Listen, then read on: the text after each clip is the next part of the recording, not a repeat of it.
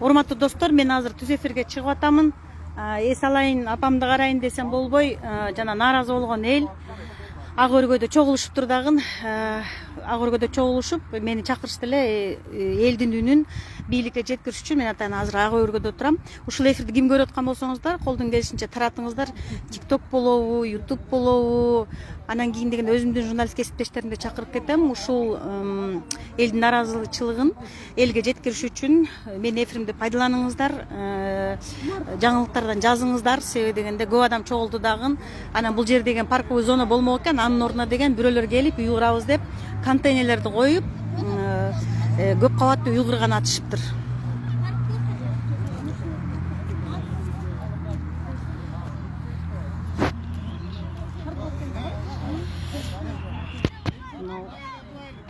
Не болуп атат?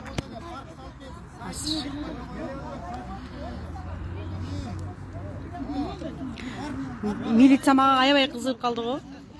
Милиция мага эмнеге кызыгып атасыңар? Эмнеге мага кызыгып атасыңар?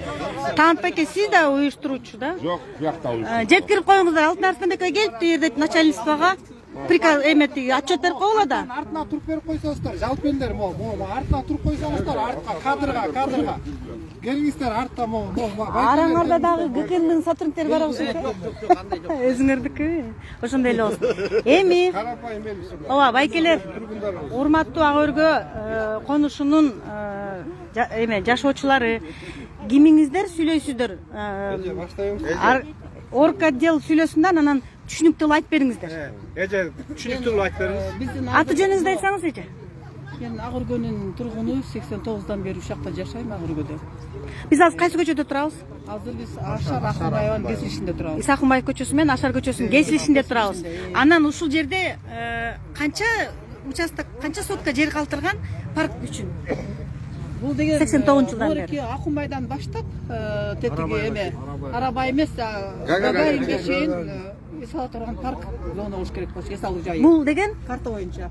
бул силердики же шаардыкы? 89-жылы Омуралиев чийген ген план карта. Бул шаардын ген планы. Жок, Ак өргөнүн ген планы. Ак өргөнүн ген 89-жылы чийилген. Омуралиев деген биздер азамат чийген.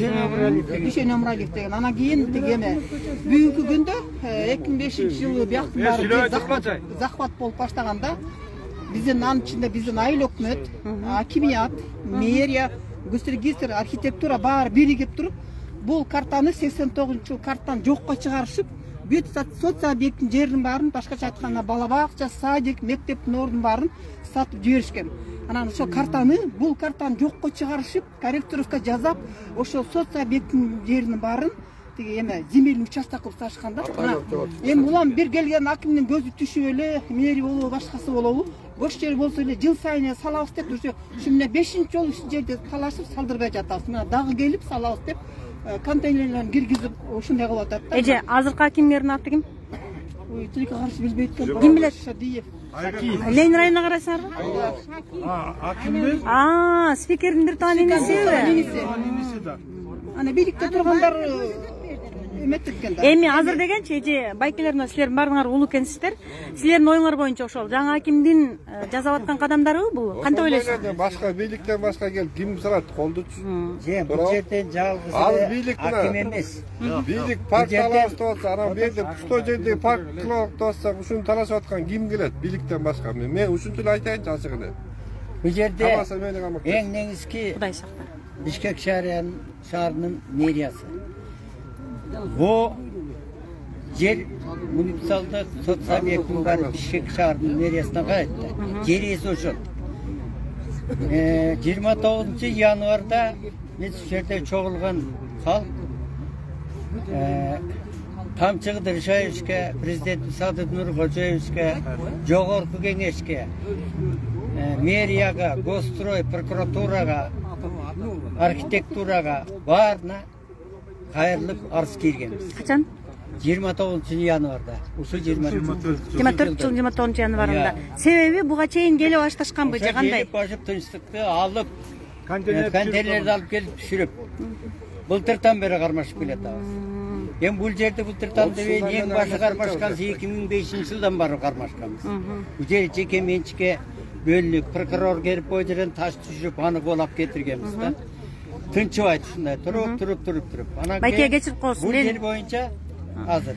Бул жер боюнча дагы Нариман Төлөевдин убагында дагы ушундай ызычуу болгондо биз барып туруп мэрияга кирип кабылданып барын айтып ал өзү келип кай жерлердин барын көрүп кеткен.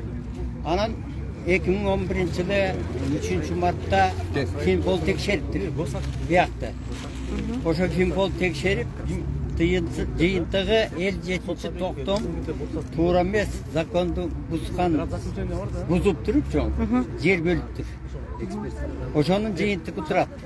Аны же прокуратурага өткөнү, же МВДга өткөнү билинбей, дайноту жок болуп турат да, кая өткөнү. Архив берип атат. 57 токтом 420 кишиге бир эле токтом менен берген. Бир токтом менен 420 кишиге. Ал архивге барып сурайт, акимият, Илендир район акимияты тиги жанакы постановлениянын көчүрмөсү менен берип атат. Элге берип атат тиги токтом постановлениянын көчүрмөсү. А түп нускасы келип түшкөн эмес, архивде жок. Бул деген мыйсамсыз болуп атат да. Ошо кагазтын баарын кийирип, заявление жазып берген прокуратурага кирген адам. 2 күн документ даярдаш экен, тарболу. Эртең бүрсүгүн деп атат. Январда жазылган катка жооп келдиби? Жооп берди. Ага жооп берди. Биринчи мэрия президенттикке келди. Аппараттыкы. Не дейт? Ал указание берилиптир. Соответствующий органдаргачы. А соответственно орган ким? Ал мэрия, прокуратура. Алар не дейт? Алардын жооп бергендери отписка менен гана занимать этишет. Бири-бирине окшош. Туура. Арестада жок. Турат дегенде. Бирок аягында ГКМ чакырды, ГКМ Ленин районунун бөлүм башы ошол жерден барып айжерге барсам, байке силердин жергиликтүү городской советтин депутаты бар экен. Ошол мэрия болуп, биз болуп туруп тиги административный сотко берген атабыз. Ага чейин эчтеке салбайт. Көзөмөлдөп турам деди.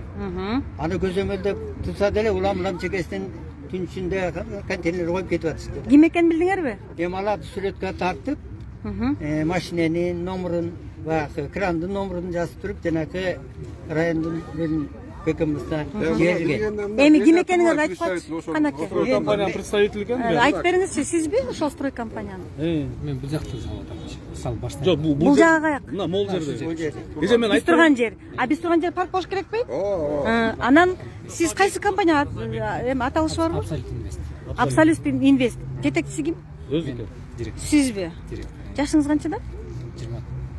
27 да? Точно айттыңыз да, 27. Аты фамилияңызды айтып коюңузчу. Иман Аскарбеков. Аскарбеков Иман. Анан сиздин компанияңыз качан эме уюшулган? Канча жыл болду? Жакында эле 2020 болгон.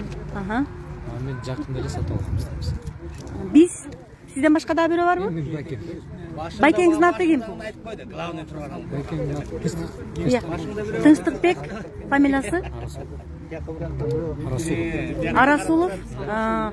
Жакын бир туугансыңарбы?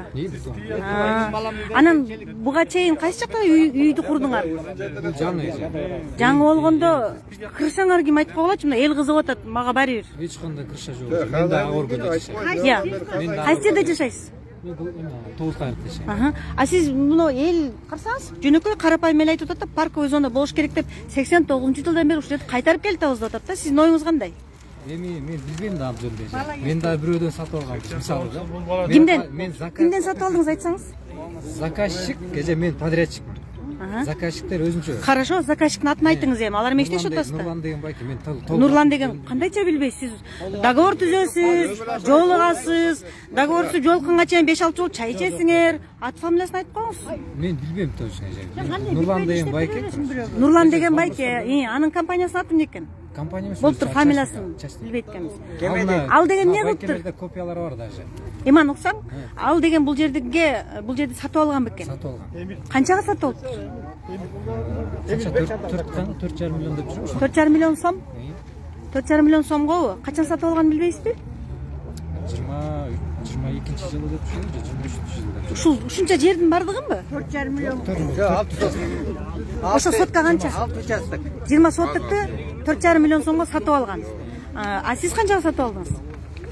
Мен сатып алган жокмун. Ошол кишиники. А мен подрядчик, мына жерде строитель мындайча айтканда. Ошол Нурлан деген киши сатып атат дагы, анан сизге Ана проект заказ берип атат. 20 соттук сразу. 20 соттук. Сизге заказ берип атат. Заказды эмне тиги куруп бер деппи? Проектный документация заказ берет. Даярдайт. Анан мен мага куруп бер деп атат. Хорошо. Неме канча кабат үй курган атасыз? Алып калсаңыз. 3 этаж торговый центр. 3 этаж торговый центр курган атасызбы? Үй эмеспи? Байкуш жанандарга эме ипотечный үй эмеспи? Сиз торговый центр курган атасызбы? 3 этаж, 20 соткага. А алдында парковкасы барбы? Бар. Канчага баалаштыңар? Канча акчага саласыз? Квадрат метр эсептелет. Квадратта канча болуп калат ушунда? Квадрат метр. Квадрат метри 1,5 миң сом. Жумушчуңузгабы? А Нурлан неге өзү келбейт? Анан сиз айттыңыз да, мен 2 жол бардым, мен жолумду тосуп атышат, курба деп атышат, эмне кылайын дедиңиз да, же сүйлөшпөдүңүзбү? Эми мындай дежи, алар мисалы мына копияларын деле бердим да. Бизге дагы, ал кишиге дагы тийиштүү органдар уруксат берген. Кайсы тийиштүү органдар? Айтып бересизби ким экенин? Биринчи оформить этип аткан госрегистр. Экинчи глав архитектура. Анан госэкспертиза. ГАСЭ. Билем, Госстрой. Ошол уруксат берет. Ошонун основаниясында алып курам деп атат. А сиз деген ушул эл каршы чыкканда сиз айттыңызбы? Хорошо, ладно, ген планды көрсөтүп койгулачы мага, аякка курбагыла деп атат. Силер кантип уруксат бердиңер? Мен эмне кылайын? Орто жолдо 2 кагышта орто жолдо чымын өлөт болуп атам дедиңизби? Эч нерсе деп айткан жок. Неге? Сизге курдутпай атышпайбы? Сизге курдутпай атышпайбы? Эми билет ал. Эми билет. А буга чейин андай сөз болгон эмес. Болгон.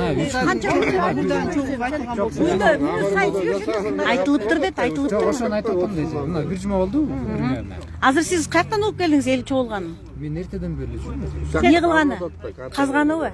Мен жумушту баштайын деп жүрмүн. Сиз Кыргызстан жаранысыз да? Кыргызсыз да? Кыргызстан жарандан ушан көргөн жаран экенсиң, ушул өз жериңди коргобойсуңбу сен аны? Жаран эмес. Могу жакта жашайсың. Мен жумушумду аткарайын деп атам, просто. Сага акча керек деп койчу. Айлык керек. А сага аткарпайт деп айт. Сен ушул чоңдоруңа айт. Эл каршы ба? Эл аткарпай атат. Мен ким экенин көрсөтүп коеюн дедим да. Айта бериңиз байке. Мына азыр өкмөт деген, өкмөт, мамлекет деген элди алдап атат да. Ачык айтайын. Бул эми алдоо эле болуп атат да. Ататүрк паркындагы жана салып алган документи бар. Бул тек условиясы менен болгон эменичи паркты алабыз деп атат, туурабы? Эми ошол эле эме убакта кайра ушул жерде парк, пустой жерде парккачы кайра элге берип атат да, ушинтипчи четиненчи мына 20 соту тиги буданчы. Эми бул бала деле келип алып азыр ак өргөдө билет ушул жерде 30 жыл эл улам келген сайын, улам келген компанияны, улам келген элдичи тозуп сактап келдик да ушул жердечи паркларды келгендерчи. Азыр мына тегеректин баары салып атат. Ким чоңуз? Айта бериңиз, айта бериңиз. Могу шаардын ичинде там эле салып атат да. Эртең абаны каяктан алып келет? Абачы. Бул парк деген, бул деген фильтр жана теске миллиондогон, миллиарддаган фильтр алып келебиз деп атат. Ушул жерге парк кылып койсочу, ушул жердин абасы шаарга кетет. Биринчиден. Ошол парктын жанында балдар аянтчасында болуш керекпи? Ак өргөнүн. Анда деген баарыңар чогуу эле айтып койсуңар, бизге соода борборунун кереги жок. Бияктан баштан бери Гагариндан Акмайга парк керек. Бизге парк керек болду. Парк керек. Болду ошол деген. Парктын ичинде оюндай турган жерлер болот да. Бул түшүнгөн адамга шаардын келечектеги шаардын баары ушул Бишкек шаарынын эмес үчүн талашып атабыз чоңуз. Бийинге парк эмес, азыр комок курганга да болбойт. Бул деген мынакей эжеке 89 жанагы архитектурада жогот үй атайын. Коррупция мына. Ошону дагы бир көрсөтүп коелучу. Кайра Бишкек кана парк? Ушул Мынау парк? Ушул картаны атайын жогот үй. Аягына чейин карта. Ушул жерде турабыз биз азыр. Эмичи эже? Бояктын баары бир эсау жайлар буларчы. Балдар ойноо турган жерлер. Бизден агылды. Ушул мынаны көрсөтөбүз. Темир жолдон 7-ci школго чейин о үйдүн ордун бар, парк, базар бар болчу. Эми байке эже. Мына Акынбаева. Мына Гагарина. Мына бул Акынбаева менен мына Ашар көчөсү да. Мына булар ушу жерге салган жатат. Калганы тийилген жокпу? Кемеген жокпу? Барын да салып кетти. Мога арабага чейин алдырайм жерге парк курулду. Мына жана корректировка жасагандыгы үчүн бүт соцобъектин баары сатылып кетти. Азыр молардын баары сатылып кеткенби? Парковый зона болот деген бардыгы. Азыр кайсы жер бош көрсөткүлөчү? Азыр мына могу жер гана бош. Ана мунун аркы бетинде могу кичинекей жер бош. Айкада контейнер. Биягы да толуп кеттиби? Бүт толуп кетти аякта. Бул жагы да толуп кеткен. Бул жакта эмнелер бар? Биякта негизи могу карта боюнча Эмне курулган? Могу жерде. Биякка бир гана мектепте 50 чуркап салдырды, 84 та калганына бүт чоңдор жанагы 2 этаж үйлөрдү салды. Ушул жерде мектебиңер барбы иш кылса? Бала бакчалар жок. Бир эле бала бакча. 2 школ, 1 бала бакча. Бизде негизи 8 садик, 6 мектеп болуш керек. Болуш керек. Ген план боюнча. Бояк боюн бизде 9 бала бакча түшмөк. 9 бала бакча. 2 балдардын ден соолугу борбор түшмөк. Анан эме түшмөк. Аксакал ордосу түшмөк бу жерге. Айке муну ушул жер бош дедиңер азыр. Ушул кайери 20 соттук. Бардыгыбы? Же кайери? 20 эмес, бу жерге могу тетиңден берди. Кайда 20? Бу жерде бир 2 гектар жер жатат. 2 гектар жердин 20-сына курабыз дешип атат. Муну жерде эле калтырган атат, булар, получается. Эми бу жерде бу карта менен эртең менен көрсөттү. Бу жанакы баланын эме салабыз деген. Бу жерге анын картасында жүрөт же беркинин 3 эме түшөт, вроде 3 торговый центр. Бул ушу жерге 3 торговый центр. Үчөөнү курам деп атабы. Үчөө курулат экен. 20 сотка. Ал жөнөлөсөз бирок. Сөзсем Жок, ал проекти жөнөлөсөз эмес. Ал мындай кылган атат. Торговый центр кылат по виду. Булар 3 этаж деп атпайбы? Мына бореке 10 этажга колхозный магазин 2 этаж болуп салынат деген. Ошол жакта жашоочулар айтты да, а бул 10 этажды куруп салды. Ошондой эле да бердилер. Анан бу жерде эле ушундай маскирап болот. Анткени мага Бишкек мэриясы жооп бергенде закондуу түрдө аяк өкмөт менен келиштирип берилген. 10 этажды үй курулат аяка подземный парковкасы менен деп кагаз келди менде турат. Эми баардыгын айтып койчумуз. Дегенге могу жерге атайын японецтер келип, өздөрү келип бак тигип кеткен. Японецтер келип, коом ошол японецтерди алдап атат да, бердечи. Ошол бакта эми бер жакка жылдырып туруп, ал бактын баары курап калды. Атайын куратып тастады да, мындай айткандачы. Мен бул жерге мындай пластик менен площадка куруп алып, ошол этажга даярдап атышат да, элди алдап атат. Мен ошондой эле түшүнүп атам, билбейм калгандар кандай түшүнөт. Жок, туура, негизи ошол сонун бактын баарын бер жакка көчүрүп салбадыбы? Ошол кезде дагы, ошол кезде дагы, мына бул эзекенеч, мына бул карта мындай жетишпек мындай. Могу карта 89-жылкыда. Бул эми архивда. Азыр жанагы Бишкекте деген аз айтып атпайбы? Баарыбызга саясатчы болуп калды. Бишкектин ген планын таппай атабыз деп атайын жок кылып салып ушундай кылып жер саткангачы. Мына бизде турат 89-жылкы карта. Кайсы мэр келсе делечи, ушул жерге келип парк кылабыз дейт. Жанакы түлө эме ким? Балбаков келген бак. Бизди да талтайтып салды, өзү талтайган аскерге. Өзү келип ушуңду айткан, мына бу жерден бояка чейин парк кылып берем депчи. Укса айтсын. Көрсө айтып коеюн. Биз деле талтайып калып, бир күн үйдөбүз. Ким контейнер түшсө чыга калып, кокуй алып коелук деп элечи. Мына элдин баары ошодо. Же жумушубуз жоктон жүрөбүз бу жактачы. Мен мисалы мен бир участок алып калайын деген жокмун мен. Парк кылсачы, ар бирибиз бирден бак тиксек делечи, тигип алабыз моюңгачы. Бербей атпайбы? Түшүнүп атасыңар? Биз алдаган мына оерди биринчи транш менен кылабыз, биягын болсо экинчи транш менен акча бөлүнөт. Суу бүртетип атабыз деп туруп, мэр келип туруп. Эми ошонун баарын айткыла да жетиниш байке. Айталы десек сөз туруп атпайсың. Эми мындай кылайлы. Аркыбетке көрсөтөлү, аркыбетке өтөлү да туугандар. Аркыбетке 10 этаж үй салам деген ошону көрсөтөлү. Таан паке азыр жүргүлө. Таан паке бир суроо. Мына ген планчы, ген план буга чейин өзгөрүлгөнбү? Бул 89 өзгөрүлүп картадан дайын. Анан өзгөрүлгөндө балким чындап эле келген мэр чечкендир бул жакты жок кылабыз. 2005-жылы өзгөртүптүр. Келген мэр архитектура кетет. Генеральный прокуратурада 2005-жылы 14 бийлик алмашкан сайын ушунта берет. Жер баса берет, улам бирөө кызыктар келе берет. Ошол эле. Берди, садыр токтон менен жаңы липи постановление чыккан. Азыр олар бала алып жер салам деген бул липи постановление незаконный. баары жокко чыгыш. Анда азыр чогултуруп чакырып койгулачы. Анда ошого кайрылып атабыз да. Ошо эл чогулуп, ошого кайрылгандагы чогулган Мына жердечи жанагы бала какта жүрөт? Неме тиги Нурлан Рыспаев деген көрүп атат да, ошо бала эмеспи? Нурлан Рыспаев деген заказчик эмесми? Капаттан бери Жусупбек Коргонбай уулу болуп көрүп атат да. мына жүргүлө эми аркветти дагы ошол жактан ошол аркветтен эме кылайын. Мен ошол аркветти боюнча бүт кайрылгам. Макул. Жүрүңүздөр. Мен кенен сүйлөп берейин. Да, достор теги президентке обращение жазып. Макул. Урматтуу достор. Көрдүңөрбү биякта? Маскачан милиция турат. Качан кармап кетет, алдыраак айтпагыла кармап кетебиз деп. Макулбу? Монда туруп. Мына аркамда үй турбайбы? Көп кабаттуу үй турбайбы? Канча кабат курам деген? 10 этаж. 10 этаж кондо азыр канча куруп койду? 10 этаж. Жок, канча курам деген башында. Бул 2 этаж хозяйственный магазин курулат. Магазин курам деп тур, антип үй куруп салыптыр.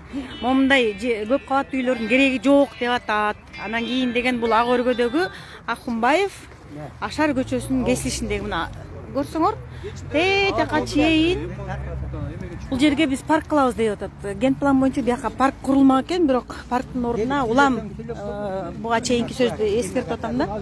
Буга чейин ар бир келген мэр, ар бир келген аким, ооба парк кылып берем дейт дагы. Байке мынандай контейнерлерди алып келип түшүргөн, тетиги.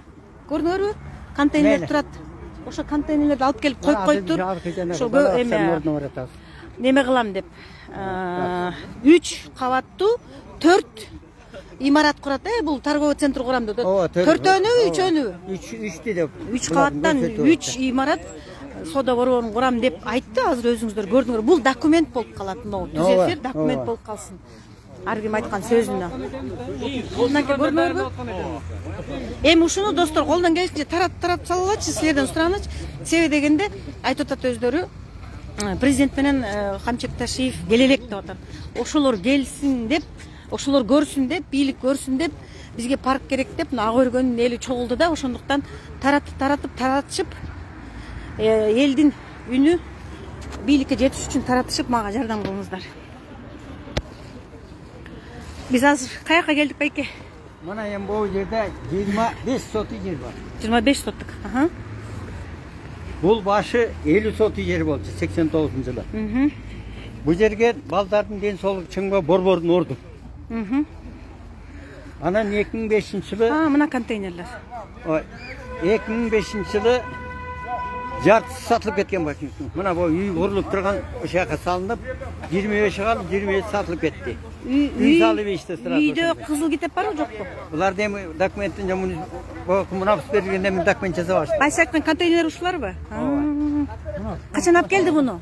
Байке, контейнер качан келди? Бул контейнер келгени мына 1, теттигине 2-нчи контейнер, мына 3-нчи контейнер, сары, анан тети кызыл 4-нчи контейнер болуп атат. Варатан атайын коюп салды. Дескі посадка 17 туган жерде. 5 контейнер посадка да берем бар. 5 контейнер. 5-өө? Ушу 20 Айт бериңиздер. Айтыңыз. Январда келишти булар контейнер коюп. Анан ошондон баштап Быйыл январда келишти. Ооба. Ошондон баштап биз чырдашып, анан биринчиден Сады Нуркоевич президентке кайрылдык. Арыз жазып бердим. Ошо 29-сунда эле 5 станцияга президентибизге, Камчы Кыдыршаевичке, жогорку кеңешке Шадиевке, Шатиев, мэрге, госстройго жолду. Кат келдиби? Ошолордун баарын катын жиберип келди. Прокурордон келди. Алар не дейт? Алар кабинетинен чыкпай эле, бияк туура экен, келишилген, баары туура аяка берилген, 2 баягы 10 этаждуу үй курулат парковкасы менен деп.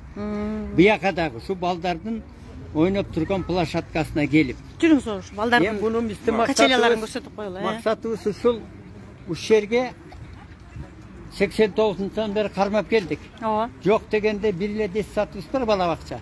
Ушул жерге эптеп, кайсы убакта болсо да бюджет болсо, бала бакча курдуртуп алсак жеңил болот эле.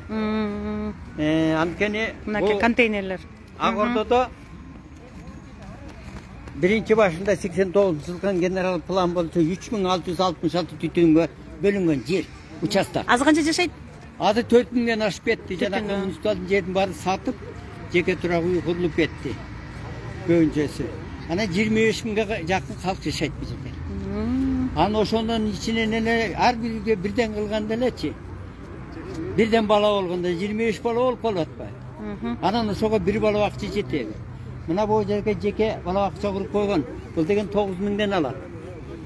Argan görüngen жерге балдарды дес саткалып барып атабыз. Бирide 2'den 3'ten bala var. Ооба. Ayaklarda 10.000'den 15.000'e çeyin alat. Байке, мыналарды ким кылган? Bulardı bunu biz Türkap Türk meriya kıldırdık. Мэрия, ким мэр болчу ошондо? Şonda meriya bunu koca yakında ne oldu da ya bunu. Мыналарды ким кылып берди? Mom gelgeni. Ben 3 yıl oldu şu. Балдар аянчасы деп. Адам көп болду. 10 жыл болуп калды. Балдар аянчасы деп ким кылып берди? Кимдин малында болчу? Эстегилечи. Достор. Аксакалдар отурат. Аксакалдар отурат. Ооба.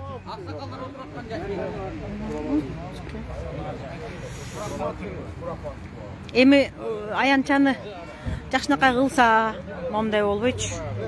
Жакшынакай кылса, жакшынакай күтүп алышат беле деген ойда, бул менин жеке оюм. Жакшынакай кылып ушул балдар аянчасын жакшынакай кылып жаза бере турган болсо, булар ошондой күтмөк да. Анан кийин деген момундай кылып коюптур, эми кичине болсо да балдар ойноп атат, бирок монтип эл чогулуп. Bu buradaki oynayıp durgan nemeni Mir Alınbek'in vağında familiyası mı? Ибраев. Sıdık Valim. Бул жерде депутат менин коллегам Алымбек Бактыбекович куруп берген бул жерде. Мындайда биздин мынау курулганды Сыдыков Алымбек Бактыбекович куруп берген бул. Өзүн чөнтөгүнөнбү? Yok, Жок. Meriya. Мэриянын эсебинен ошол титулга Ошол кишинин малында кол коюлуп десеңиз, өзүн чөнтөгүнөн кылбайт алар. Bu yağın bolsa, bu yağın bolsa. Zamandaş partiyası mondan arkası. Сайлоонун алдындабы? Ova. Salyonun altında bu. Бул жерде бул эл суранып атып, белделеч бунун баарын курган. Депутат деле эл үчүн эме алган да. Мындай айтканда Çılgap yürüp geldi. Айтып атам, өзүн чөнтөгүнөн курбаса керек. Salyonun altında. Эми мэриянын алдынан, мэриянын эсебинен курулган. Meriyanın esevinen aceket келип бизге мынтип атат да, булар шултосу. Силер ошондо документ чыгара албайсыңарбы дейт да. Эми түшүнүгүм боюнча да Кыргызстанда документи жок жерде эле жүрөбүз да биз. Мисалы жолдорубуз, анда жолго деле бирөө эртеңдин тозуп алып, бунун документи жок экен деп тозуп алса кандай болот чоң? Айтмакчы байке, ак өргөдөгү үйлөрдүн документтери барбы? Кызыл документ. Биздин документ законду алганбыз бизге. Мындай да. Айта бериңиз. Бул жерде мына детский площадка турат. Биз ойлоп атабыз да, ушул жылдан бери документ десе биз чыгарып коймокпуз. Чуркап жүрүп элечи. Биз момундай детский площадка кол салат деп ойлогон эмеспиз. Түшүнүп атасыңарбы? Эми бул деген ушул жерге кол салып баштаган аскерге бул жерде унчукпай койсок, марки паркка да салып баштады. Байке, паркка соода борборун курам деп отур. Бияка эмне курган атат? Бияка 10 этаж үй курам деп. Үй курам деп атабы? Биз мол жерге Ким? имарат строй деп атышат. Анан кийин Имарат строй деп. Имарат строй. Анан Азыр мен bu yaktan tap. мондо документтери Тап бар. бериңиз. Имараттын жетекчиси ким экен? Билбейсизби? Жок, билбейм, мындай тааныйм көрсөм. Мындай болот. Айтыңыз, айтыңыз. Биз мындай да. Айта бериңиз. ошо имарат строй жерде 4 кишиге кызыл китеп чыгыптыр да. Алардын Ушул жерби? 5 кишиге. Ушул жердечи. Эми 5 киши муктаж болсочу, 5өөнүн бирөө келип казык кагат эле да. Туурабы? Биз көргөн жокпуз 5 кишини. Алар деле 5 кишиден сатып алдык деп атат да. Качан чыгыптыр? Билбейсизби? Жылын? 2007-жылы сатып алдык деп атышат. Эми ушундай да. Мораторий ал мыйзамсыз да. Постановление 2005-жылы. Парктагылар деле ошентип атат да. Бирөөнөн сатып алдык деп. Ооба. Эми бул экөө бирдей эле болот. Мына козак сымондай. Бул жердики? Bu жердики. Азыр биз турган жердики. Муну президентке мына айтканда тааныш, билиш, билбейм, монча элге каршы чыгып. Мындай да, азыр айтайлы. Ошол Чогулуп туруп анан кийин кайрылуу жасабайсыздар. Силер кайрылуу жасайын деп чакырдыңар да мени. Ошол Yok, men hazır kayırmaya desem bulam sesli bulup ketotpay tek bakay. келгиле. Men обращение Чогуу. специально обращение. Чогуу. Мына эжеке биз атайын сизди чакырганыбыздын себеби биз урматтуу президентибиз Садыр Нуркожоевичке кайрылуу жасап атабыз. Камчыбек Кыдыршаевичке кайрылуу жасап атабыз. Урматтуу Садыр Нуркожоевич, мен сизге кайрылуунун себеби, мен Жамырчиев Талант Анарбекович, мен ушул элдин атынан сиздин шайлоочуңуз катары, сиздин күйөрүмаңыз катары, мен сизге Базар Коргон районунда координатор болгон катары кайрылып атам сизге. Урматтуу Садыр Нуркожоевич, Камчыбек Кыдыршаевич, сиз менен бирге жүргөн, бирге баскан катары, сизди акем катары, мен ушул жерде элдин кызыкчылыгына калтырып бериңизди мен сизден суранып кетет элем. Урматтуу Камчыбек Кыдыршаевич, акчалуулар ушул жерде пустой, макул мамлекеттикке өтсүн. Биз элдин бардыгы каршы эмеспиз, урматтуу Камчыбек Кыдыршаевич. Урматтуу Садыр Нуркожоевич, ушул жерде пустой жерлерди бай адамдар келип салып, ген планы жок эле салып, мыйзамсыз эле акчасы барлардын заманы болуп атат. Сизди биз ар дайым колдоп келебиз, Садыр Нуркожоевич. До сих пор колдойбуз, дагы колдойбуз сизди. Бизге ушул жерди элдин кызыкчылыгына чечип бериңизди сизден суранабыз. Суранабызбы, туугандар? Эми байке кечирип коесуз, тактап кетиңиздер. Бу жерде эмне болуш керек суранганыңар боюнча, тияктан эмне болуш керек? Жер башы балдарга спорт комплекс курулмак. Детский здоровательный центр. Байке, эң негизи 89-жылы. Кечирип коюңуз, сөзүңүзгө алды. Талант байке суранды. Эми муну мындай деп айтып коюңузчу. Тарыхын кереги жок. Бул жерге бизге бала бакча жетпейт. Бир бала бакча бар. Ушул жерге бир биз турган жерге 200-300 орунду бала бакча курулсун. Кайра буяка өтсүн. Эми паркка эмне? Парк жагыбыз. Ошо парк боюнча калсын. Парк боюнча толук эле. Анткени азыр экологияда өзүңүздүн политикаңыз боюнча жашылдандыруу, бакшак тийилбеген жери калбай калды. Шаар жумурткадай болуп эле курулуп аргайда курулуш курулуп атат. Элдин биринчи ак өргөнүн муктачтыгы ак өргөнүн бош жерине парктай, калган бош жерлерде больница болобу, бала бакча болобу, детский больница жетпейт. Ушундай социальный элге керектүү нерселерди куруп берүүнү суранабыз биз. Кайырлуубуз. Анан дагы бир айта турган эң маңыздуу нерсе ошо 2005 жылган 57 номердүү токтом, бир токтом менен 420 кишиге участок берилиптир. Азыр ошо чекесинен кетилип бериле баштады. Сиздин политикаңыз өтүп кеткен социалдык жерлердин баарын кайтаргыла деп атасыз. А сиздин каршыңызда турар мэрлер жана госстройлор биригип алышып мафия түшүп, чекесинен сатып атат биякта. Ушуга сиздин көңүлүңүздү бөлүп, биз аз күндө жазуу түрүндө да алдыңызга 1-2 күндө аз киребиз. Буга чейин да киргенсиз. Буга чейин да 29 январда киргенбиз. Аяктан мында отписка менен кагаздар келип тажатып бүтүлдү. Сотко да бердик эле, сот болсо 3 жолу аткылатып өтөтүп коюп атат. Кимди сотко бергенсиз? Жанакы мэрия берген. Кимди? Биздин арызыбыз боюнча эме жанакы административный сот. Бул административный сот деген кимди сотко берип атасыңар? Мэр кимди сотко берип атат? Компания. Ошону тактап айтсаңыздар, эл түшүнүш үчүн. Компанияны ошо жанакы бул жерди кайра мэриянын балансына алыш үчүн. Байке, мына контейнерлер 29 январда эле келгенби? Ошо силер жазганда эле. Андан бери турабы? Турат. Анан кийин эми да бир ушу коррупциялык жолду комиссия түзүп, ККМБдан, аппаратыңыздан, депутаттардан, прокуратурадан, анан бул жергиликтүү калктан комиссия түзүп, баштан аягына чейин текшерип чыгып, биздин ушул арызыбызды тууралыгын, туура эмесин аныкташыбыз керек. Мэриянын ушул жерде жетекчилерин иштеген өкмөт кишилеринин тазалыгын да текшериш керек. Ошо аягына аныкталып чыгып, анан кийин бош жерлерди кайра алышыбыз керек. Эми андан кийин калды дагы сизге айтарыбыз ушу күрөшүп атабыз, иштеп атабыз, көрүп атабыз. Сиздерге колдойбуз демекчимин. Анан каранын өлөгү көбүрөөк болсо, акты кички болсо дагы анын күчү жетет. Сиз ак иштеп атабыз. Ниетиңиз менен агамга кылып, бетиңизге кир жугузбай, жакшы ушубуздун кайрылуубузду өзүңүздүн көмөлүңүзгө алып аткарып бериңизди суранабыз. Анан дагы кеп кетип атат, чөптүн башы бекерден кыймылдабайт дейт жел болбосо.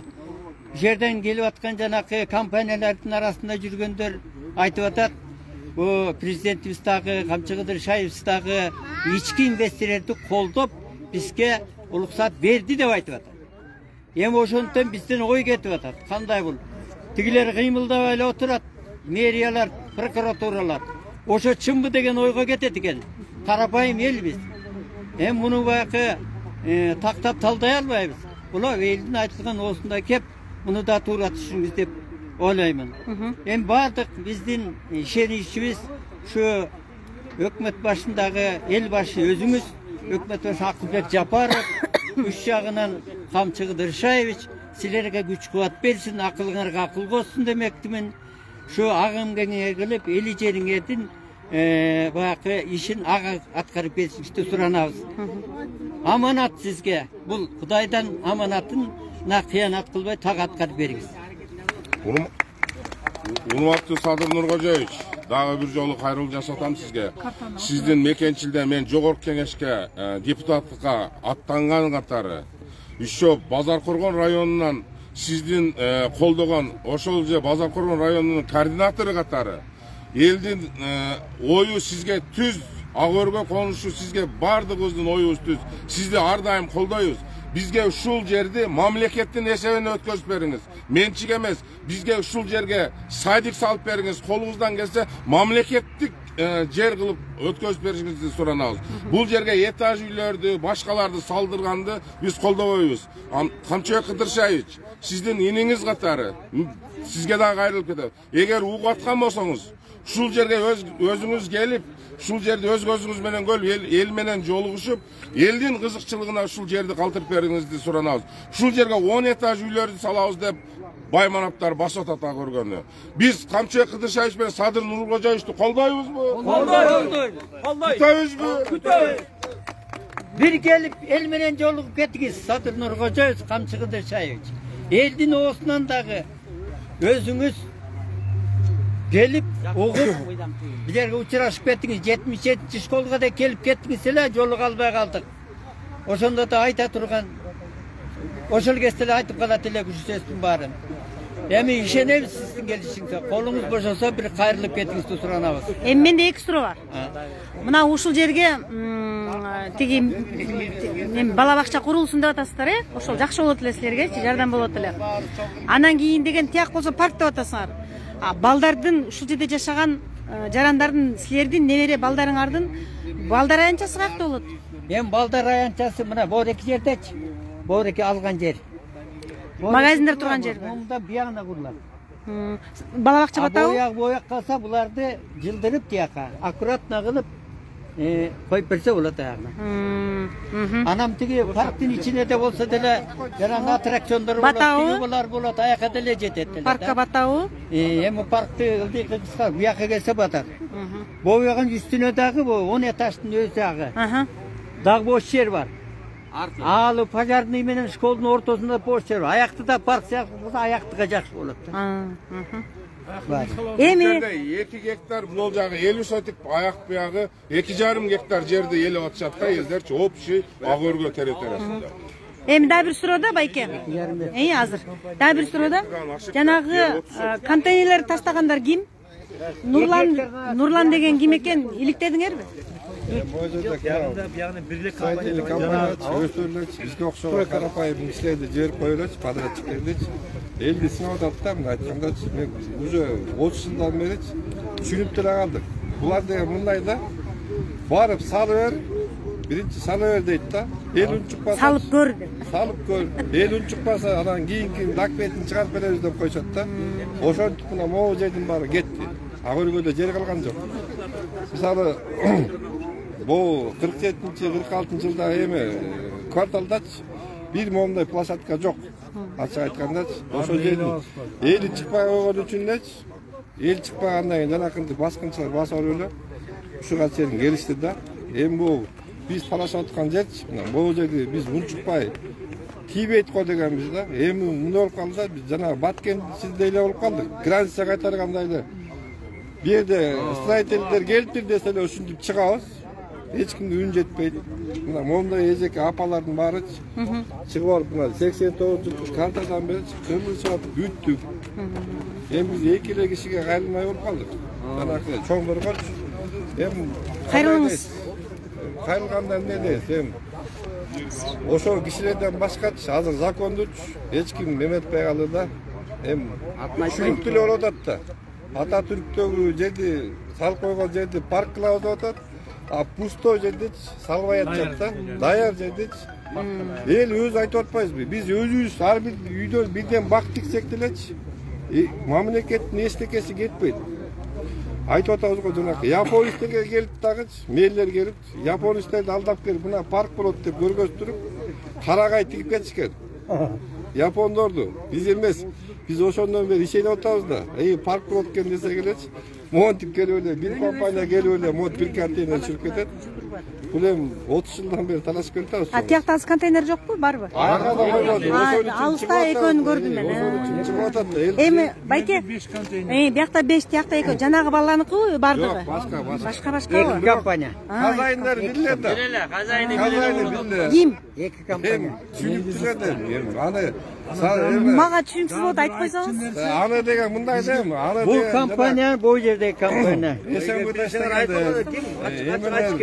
Түштүк курулуш Восток Нес деген компания. Түштүк курулуш Восток Нес деди. Восток курулуш компаниясы Нес дейт. Хорошо, сиз деген названиясын билесиз. А ошонун жетекчисин да билесизби? Анын жетекчисин билбейм. А жерде бир 4-5 үй жүрөт. Аттарын айтат, унутуп эле, фамилияларын айтпайт. Азыркыдай ооба, Нурлан деп, Бул жер. Өзү жана 57-токтом. Номер. 57-токтом. Бул жана айтпадым, 57-токтомдо 420 кишиге бир эле постановление чыккан деп. 2011-3 мартта Нариман Түлөевдин убагында кайрылганда Финпол текшерген. Финпол текшерип бир жерде айтылып атат.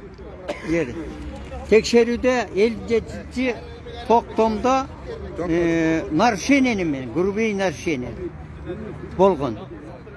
Архив берип атат. Бизге түпкү постановлениянын оригинал нускасы келип түшкөн жок. Биз копиясы менен берип атабыз деп. Мисалычы. Мына Садыр Жапаровго кайрылууда, эжекелердин кайрылган эмеси. Окуп бересизби? Окуп бересизби? Мелкий кандай? Сиз окуп бересизби? Мен да жакшы көрүп кеткенмин. Кимди ачка бар я? Моңча томда, мынакей чоңуш. Жок, башын окуп туруп кимге? Анан талабыңарды окуп койгула болду. Биз 16 ноябрь 21-жылы урматтуу президент Садыр Нуркожоевичке кайрылганбыз. Вот именно ушу Ак-Өргөдөгү сот объектинин жери боюнча. Анткени деген 89-жылкы чийилген генплан карта жокко чыгып, корректировка болуп, ошо сот объектинин жеринин баары эме болуп калганда, земельный участок болуп кеткен. Эми биякта талапты окусаңыз, талап койгон талабыңар. Биздин койгон талабыбыз биякта мындай болчу. Ошо 89-жылкы картаны калыбын алып келиш керек да. Калыбын алып келбесек, биз моментик доказывать эте албай, улам бирөө келип көздөрү түшүп, ошо этаж үйлөрдү салыш максат болуп атат да. Мен түшүндүм. Андан бери генпланды өзгөртүшөт дагы. Ошон үчүн силер менен эсептешпей, ар кимге сатып, бири-бирине сатып отуруп, ана монтип контейнерди коет. На самом деле алардын токтом чечимдери. Эми алар менен соттошконго убакыт жок. Постановлениеде баары бир жалган убакыт өткөрүпчү. Мына биз соттошуп атабыз деп мэрия делечи, өзү келип мэр мындан 3-4 жыл мурун келип мэрден айтып атпаймынбы, япондорду эстип келип бак тиктирип турупчу. Биз биягы соттошуп атабыз эл менен деп турупчу. Кайра ошо соттошуп аткан элден элечи ушу строительный компания сатып атпайбы? Түшүнөсүзбү? Сотто болуп аткан ишти элечи компания кайра сатып атат да. Кандай болуп сатып атат түшүнбөй. Менчи ушу тиги баарыңар болбосоңор дагы араңардан билесиңер да ким главный адам экенинчи, негизги адам экенин билесиңер, айтып эле койгулачы, мен билбейт да. Силер бийликтегилерде башка эмнени айтасың эми? Мисалы, аким, спикер, президент, кимиси? Эми ошол аким учукпагандан кийин, мен учукпагандан кийин ошол заодно эле чечем мен, мисалы. Ошондой эле да. Эгер мэр элдин кишиси болсо, мэр элдин кишиси болгондо, аким болгондо ушерге келмек да, моунча эл чогулуп атат, эмнеге чогулуп атат деп келмек да, интерес болсочу. Келбегенден кийин. Мен сүйлөп коеюн дедим. Же мэр болгон. Айтыңыз, айтыңыз.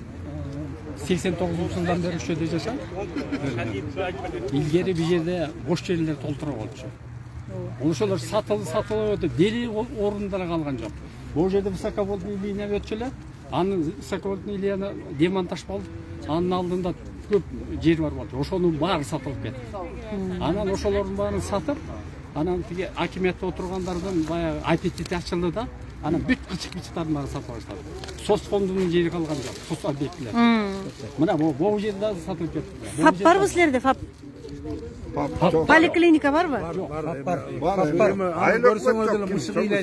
ФАП бар, биякта бейтапкана коюлуш керек. Айыл өкмөтүбүз жок. Айыл өкмөтүбүздүн жеринде кабинети жок. МТУ, сизби же МТУ? Ким? Жаңы эле келдилер кетти.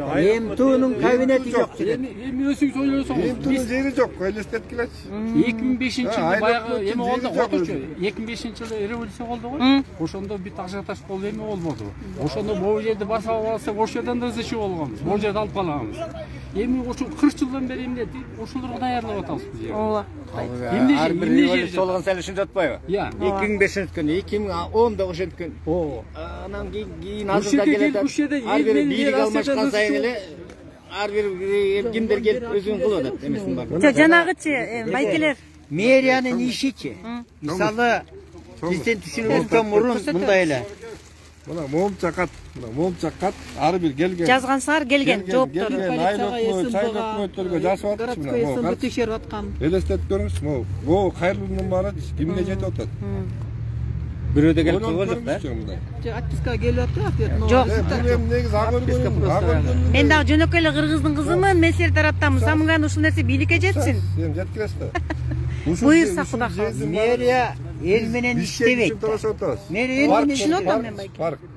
Бул агыргын эле жетиштүү эмес. Мен мисалы бул эжекке деле керек. Чапсынакай кыз болчу. Мындай 30 жыл мурунчу. Мына момча катты алып алып 30 жылдан бери катып жатат да. Жок, картаны да бүгүнкү күндө мен сыйкы катып жүрөм 15 жылдан беричи. Айтышты башка. Тарых үчүн.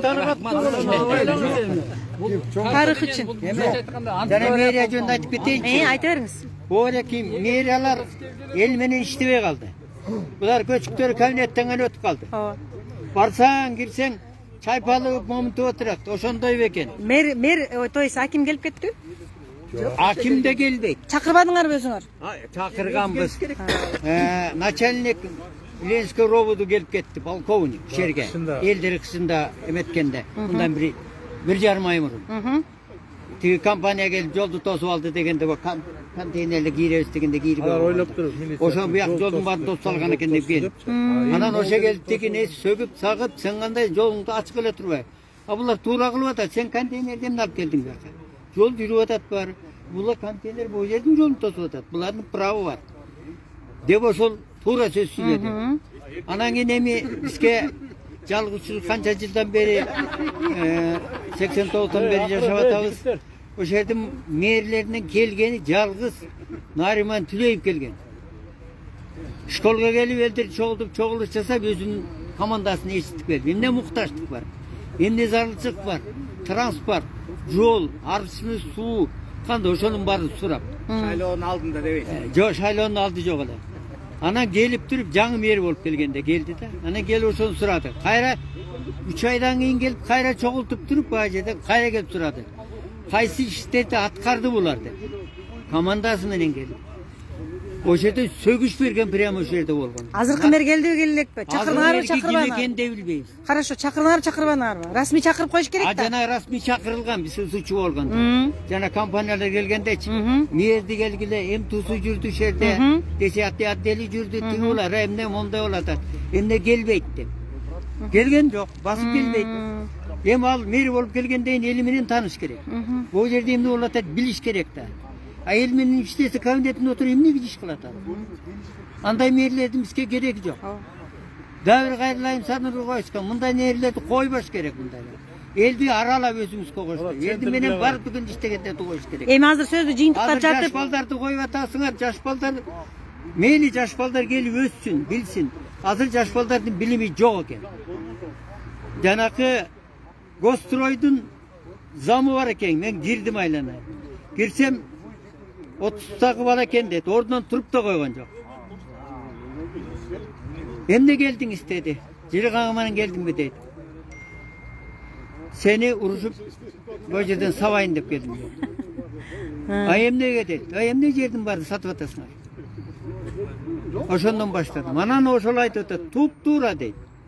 Сурап келсем, эмнени бүттүңөр политехти. Эмне болуп бүттүң? Заочно окугам. Мына ушундайлар келип атат. Байке, эмичи сөздү жыйынтыктап атып, кимди чакырасыңар? Биринчи мэр келсинби, аким келсинби, же глав архитектура келсинби, же госрегистр келсинби, кимиси керек силерге? Бул мэриядан иштеген ошол структура бизге эч ким керек жок. Мен оюм боюнча. Бизге жанакы жогорку эң ишене турган эле эки адамыбыз бар. Президентибиз Камчы Кыдырчаевич. Анан прокуратура. Мына ошо жана башында кайрылбадымбы? Комиссия түзүп берсин. Жергиликтүү эл менен баарын ушу жазган арызыбызды текшерели. Акимияттан канчанчылык токтом чыкты, канча токтом чыкты. Андан бары архитектура, архивде бар ошолордун токтомдордун түпкү нускалары. Андан кийин барып туруп, госрегистр эмне себептен эки копия менен көз акты берилип атат. Аны текшерилсин. Архитектура эмне үчүн уруксат берип, тиги проектлер чийип берип атат жанакыларга. А госстрой мына көчөгө кирген госстрой коюп бериптир. Бул компанияга уруксат деп. Азыр госстройдун чоңу ким экен? Азыр Орунтаевдин колу жүрөт. Орунтаевпы? Орунтаевдин колу жүрөт. Анда Орунтаев келбейби? Президентке чейин келбейби? Келсин анда ошо президентке чейинки ошо келсин да. Орунтаев келип жооп берсин. Ошонун жана кагаздары жүрөт асымен. Ошону айтам да. Анда Нурдан Орунтаевка түз эфирден салам айтыш керек. Анан урматтуу Орунтаев. Ким аты? Нурдан. Нурдан Орунтаев. Сизди ишенип президентибиз ушу кызматка койду эле. Баягы Бишкек шаарынын мэрисин замы болуп жүргөндө агышып тагыш деп жанакы мыйзамсыз курулган жол жээгиндеги баарын бузуп, талтырып жакшы иштеп аттыңыз эле. Эми ушул ишиңиз толко жоңоюп креслого отурган унутулуп калды. Эмне үчүн бул жака уруксат берип атасың курулуштарга? Колуңузду коюп. Келип бул жерде Агаркөөнүн элине келип жооп берип кетиңиз. Эми бул иште жөн калбайт, баарына кайрылдык, аякка деле президентке деле жооп бересиңиз. Эмне үчүн кол койгонуңуз? Ар бир киши колунун жүзүн жооп бериш керек. Биздин сүйлөп атканыбыз үчүн да биз да жооп беребиз, өнөкө карапайым болгондо. Калп айтып атабыз, чынын айтып, аны териштирилет баары тең. Эми ушу эфирден пайдаланып, сиз Агаркөөгө келиңиз, кечикпей. Элдин атынан өтүңүз. Ооба. Өзүңүз ошол жерден элдин үнүн уксун, Ооба, элдин үнүн угуп кетиңиз. Биздин талабыбыз ошол. Суранбайбыз силерден, талап гана кое алабыз. Бизден мынау контейнерлердин баарынчы эл жокто жаан чачын болуп турган убакта чакап келип түшүрүп коюп кетип Таң менен эле кечинде түндөс.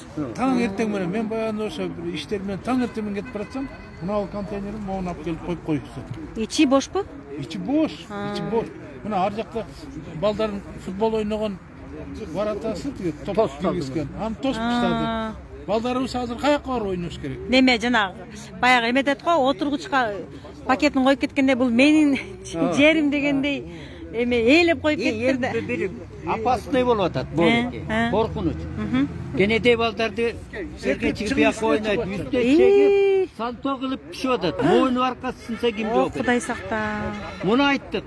Муну алдыргыла деп. Бекемби Ленин районуна алдырткыла муну деп. Не дейт? Жооп берди. Милициялар келди, алдырткыла дейт. Эми булар курулуш жүрөт, тура берсин мишет этип атабыз. А балдар келип чыгып барып секирип атат. Колу куту сунса ким жооп берет? Ооба, туура айтасыз. Бир чыр болот. Туура айтасыз. Баягы эмен айтпайсыңбы? Койлорду салып алып, отун суу казандан бери алып келип тамак беребиз дейт. Астынан өтүп коелу деп элдинчи. Деп ошентип келиштиби? Биз деген бул жерде элдер ачка калган жок. Тамакка муктаж эмес эч ким. Чайына дагы, майына дагы, ошонун баарын тең ушул. Ким ошентип келди байке? Строй компанияның жаңы элек балабы? Жок. Башкалары бар. Сол тура бияктан билбейсиң ким экен. Булар жибирип коет экен. Айтпайт ким экен. Булар только жана аткаруучулар келет. Мага да чуркап жүрөт. Менин өзүм жердериме мындай тартып сатылып атасыз. Мен бияка келгендер, строй Восток компания деп коет. Алла сизге. Ошолордун кишилери келип бияка бир коюн алып келди, пловторун алып келди, плов казан жасап беребиз деп. Бүт нерсесин кылчусун элдер кууп салды, азына карабай бүт кууду. Биз кандай керек? Акча приложение кылды молодежьторго. Восток курулуш көрүп алгандагы дейт. Восток курулуш. Бүт нерсени кылды. Бу жерде Агоргодо аттуу баштуу балдар бар, ошо жигиттердин лидерлерин кармап, ошолордун баарына тартып көрдүк. Иш кылса биргесиңерби? Баарыбыз бирге. Сынбадыңарбы? Сынган жок. Эчтеке эметкен жок. Эгем жаш келечек балдардыкы да, жаш балдардыкы. Балдар үчүн салып берсин, самый главный ошо. Нардак парк болсун, бияк болсун, детсад болсун, ошо элдин калыбы. Главный ошол да. Кыскасы. Силер кимсиңер айтып койгулачы. Бул жакта жигиттер ушул ак өргөлүктөрдү кайтарып турган экен, анан ушул балдар эртең мага келип мени алып кете турган болсо, жүздөрүн таанып алыңыздар. Участковый балдар. Участковыйбы? Участковый берди, Агоргодо участковыйлар берди. Эл чогулганда келип калдыңарбы? Не болуп кетпесин деп. Мениби? Неге карапайым эл эмне урат мени? Карапайым эл сопровождение рахмат. Мен коркпойм, мындай да. Жанагы камерадан түшөрүп могу жерде. Азыр мен өзүмдү каратып алайын, анда эмес. Макул азыр мен өзүмдү каратып алайын. Мындай да өзүңөр көрүп атасыңар го. Жанагында ким чыкса эле, мына өзүмдү карап атам. Ким чыкса эле, журналисттер кимиси сүйлөп чыкса эле, бардыгын кабап атпайбы? Анан кийин деген ошон үчүн деген айтып коеюн, мени деген түз эфирде канча деген адамдар көрүп атат. Достор, сиздерден суранам, ушул түз эфирди бөлүшүп коюңуздар. Нурдан Орунтаевка жетсин деп атат, президентке жетсин деп атат, Камчыбек Ташиевке жетсин деп атат. Мэр келбептир, аким келбептир. Аким келбептир, кабар албаптыр. Ушунча элдин сөзүн уксун деп атат. 89-жылдан бери ушул жерде кайтарып жүрөбүз дейт. Баткендегидей эле чек ара кайтаргандай кайтарып атабыз дейт. Анан кийин бул милиция жигиттер, азаматтар көрсө булар участковыйлар турбайбы? Мен ойлоп турмун, атайын келип Biz koopsuzluk için жүрөбүз. Сонун. Жок. Жакшынакай жөнөкөй жарандар эмнеге урушат? Урушпайт, Кудай сактасын. Туура тиги строй компаниянын өкүлү келген. Туура. Сиз жооп бересиз. Только силерге жооп бере бергилечи, мен жооп бербей эле коеюн. Жооп бербейт, ошон үчүн келип атабыз. Силерден сураныч, таратып коюңуздар дагы. Силер да тарттыңарбы? Өзүңөр дагы таратып кал, себеби дегенде силердин сөзүңөр дагы угула берсин. Анан колдон келишинче ушул бийликке жетсин, себеби дегенде 89-жылдан бери ушул Ак Өргө конушунда жашагандар парк кылабыз, бала бакча курулат деп үмүт этип күтүп отурса, мамлекет кыймылдабайт. Мамлекеттен тыңыраак болуп, байлар тыңыраак болуп келип ушул жерге өзүнүн контейнерлерин коюп, жеке компаниялар контейнерлерин коюп, бул орун меники, бул жер меники дегенде ээлеп кеткен экен. Анан эми эртең бүрсүнгү бул жакка деген көп кабаттуу үйлөр курулуп кетиши мүмкүн деп атат. Бул жакта жалаң соц объекттер курулуш керек. Бейтапкана жок дедиңер, э? Жок. Поликлиника жок. Бала бакча аз, болсо дагы аз. Поликлиниканы айтканда мышык ыйлай турган. Ал деген жерде бирөөнүн частный үйү болчу, поликлиника болду. Мынаке. Байке айтып атат, айыл өкмөт жок. Ошолордун баарын ушул жерге батыргандын ордуна почта жок, больница жок. Опорный пункттар жок булардын. Ушинтип мына иштеп атышат. Жок дегенде контейнерден куруп берген жокпу силерге? Жок, ошо контейнер бир жагы. Эмнеге жок деп атат? Кабинети бир жагы пусто. Жок да. Кенеди. Жок. Буларга бирден жок деген суроо эмес болуп калат. Буларга суроо бербеш керек. Булардан булар эме ачык айтканда өзүнүн мамлекет отура турган айыл өкмөттүн өзүнүн офисинде.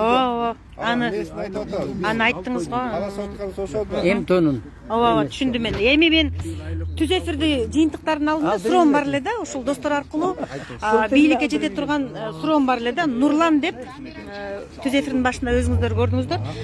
Строй компаниянын жетекчиси экен. Анан кийин деген жаңы эки бала келди го.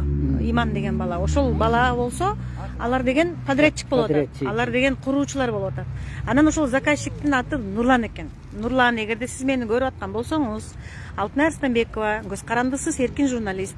Жалаң эле тиги жарандар тарабына өтүп алып, мен сөзүмдү бүтүрүп алайын, жакшы болот эле. Эгерде жолтоо болбосоңуз. Ошол Нурланга кайрылып атам да байке мен. Неме кылат? Нурлан болсо мынтет да. Алтын Арыстан эко мени чакырган жок деп туруп сотко барып коюшу мүмкүн да. Мен эки тараптын оюн беришим керек. Азыр деген көпчүлүктүн оюн бердим. Анан кийин деген ошол Нурланга кайрылып атам. Эгерде сиз ушул жашоодо Кыргызстанда жашаган тирүү адам болсоңуз, мага кайрылыңыз. Билбесеңиз ушул ак өргөгө келсеңиз, мына милиция кызматкерлерине мен номеримди таштап кетейин. Келип ушулардан номерди алыңыз дагы, сиздин да мүмкүн өзүңүздүн чындыгыңыз бардыр. Чындап эле 15 миллион долларга алып алып, 4 миллион сомго сатып алып, кыйналып аткандырсыз. Мен аны билбеймин. Ошондуктан эгерде сиздин чындыгыңыз жөнөкөй жарандардыкына караганда документально далилиңиз болсо, келиңиз. Мен да сизге түз эфир берем. Бирок мен көпчүлүк тараптамын. Бул тараптардын сөзү кетти. Себеби дегенде булар мага чалды, мен сразу келе калдым. Анан кийин деген мен айттым. Ошол курап турган компаниядан дагы чакырып коюңуздар, МТУдан да чакырып коюңуздар. Алар билсин дедим. МТУ келип кетип калыптыр, эмне кетип калганын билбейм. Ошол МТУнун суроосу болсо дагы мен дагы сүйлөйт элем. Мен жокто келип кетип калыптыр Алтын Арыстанбекова дей турган болсоңуз, чалыңыз, сизге дагы эфир берем. Сиз да өзүңүздүн айтыңыз. Балким ак өргөнүн тургундары сизди каралап жаманатты кылып койгондур. Мен аны билбейм. Ошондуктан сиз дагы мага байланышка чыгып, келип эфир бериңиз. Бирок ошондой мен жеке чай үстүндө жолукпайм. Ушул жерде элдин арасында эл карап турган моментте сиз дагы келип өзүңүздүн сөзүңүздү айтыңыз. Анан Нурланга да айтып атам. Келип элдин алдында ким экениңизди, кандай компания экениңизди, канчага сатып алганыңызды, анан акырын келип тынжамын келип контейнерлерди коюп кетпей, анан келип алып туруп коюңузду союп, очокко тиги эмени палоону демдеп коюп, буларга кошоматтанбай, ачык эле келип мындай деп, эгерде чындыксыз тарапта болсо, келип ачык эле элдин алдында сүйлөп, таанышып, документиңизди көрсөтүп кетиңиз. Ошондо мен келейин. Кимиңер мага чыксаңар дагы мен ушул ак өргөй элинин